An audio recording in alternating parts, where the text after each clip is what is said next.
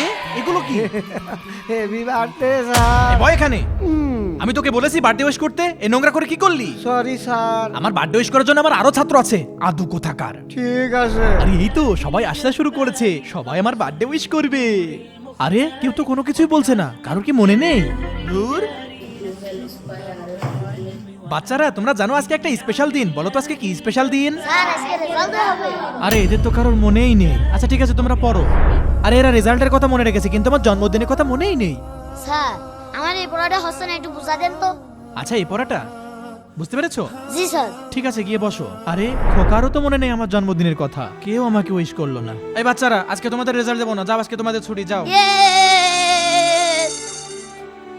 Sir কি রে আদু? Sir এটা আপনার জন্মদিনের উপহার। উপহার? আরে কি সুন্দর ঘড়ি। আদু তোকে আমি এত অবহেলা করি, এত মারি, তারপরে তুই আমার জন্য জন্মদিনের গিফট নিয়ে এসেছিস, আর কেউ নিয়ে আসেনি। স্যার আমি ওসব কিছুই মনে রাখি না, কারণ সবাই তো আমার সাথে খারাপ ব্যবহারই করে। আদু আজ থেকে তোর দেওয়া এই ঘড়ি আমি সবসময় হাতে পরে রাখবো। ঠিক আছে স্যার, আমি খুব খুশি হয়েছি।